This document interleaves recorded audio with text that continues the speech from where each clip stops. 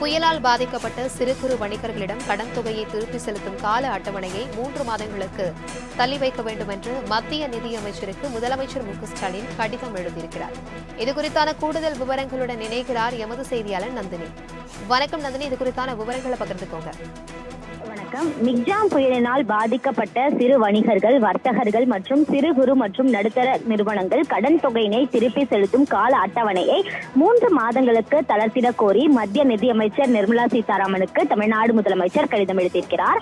அந்த கடிதத்தில் மிக்ஜாம் புயலினால் சென்னை, செங்கல்பட்டு, காஞ்சிபுரம் மற்றும் திருவள்ளூர் ஆகிய 4 மாவட்டங்களில் வசிக்கும் 37 லட்சம் குடும்பங்களின் வாழ்வாதாரம் பாதிக்கப்பட்டுள்ளதோடு அவர்களது உடைமைகளுக்கு சேதம் ஏற்பட்டுள்ளதாக குறிப்பிட்டுள்ள முதலமைச்சர், பாதிக்கப்பட்ட பகுதிகளில் மக்களின் இயல்பு நிலையை மீட்டெடுக்க முடிந்த நிலையிலும் அவர்களின் வாழ்வாதாரத்தின் மீதான தாக்கம் இன்னும் தொடர்வதாகவும், வெள்ளத்தால் பாதிக்கப்பட்ட சிறு வணிகர்கள், வர்த்தகர்கள் மற்றும் சிறு குறு நடுத்தர நிறுவனங்கள் இன்னும் தங்கள் வழக்கமான பொருளாதார நடவடிக்கைகளுக்கு திரும்பவில்லை எனவும் தமிழ்நாடு முதலமைச்சர் தெரிவித்திருக்கிறார்.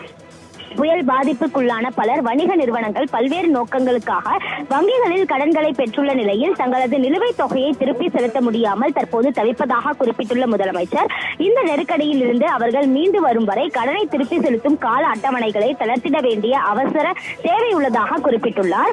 அனைத்து வணிக வங்கிகள், கூட்டுறவு வங்கிகள், அகில இந்திய நிதி நிறுவனங்கள் மற்றும் வங்கி சாரா நிதி நிறுவனங்கள் வழங்கியுள்ள அனைத்து கால கடன்களுக்கும் டிசம்பர் 1, 2023 முதல் பிப்ரவரி 2024 வரை தவணை தொகையை செலுத்துவதிலிருந்து விலக்கு அளித்து கடன் தவணையையும் வட்டியையும் செலுத்துவதில் 3 மாதங்கள் ஒத்திவைக்க அனுமதிக்கப்படலாம் என தெரிவித்திருக்கிறார். எனவே பிரச்சனையின் அவசரத்தை கருத்தில் கொண்டு இந்த விஷயத்தில் மத்திய நிதியமைச்சர் தனிப்பட்ட முறையில் தலையிட்டு பாதிக்கப்பட்ட மக்களை திருப்பி செலுத்தும் சுமையை குறைக்கும் வகையில் தேவையான உத்தரவுகளை உடனடியாக பிறப்பிக்க வேண்டும் எனவும் தமிழ்நாடு முதலமைச்சர் தன்னுடைய கடிதத்தில் கேட்டுக் கொண்டுள்ளார்.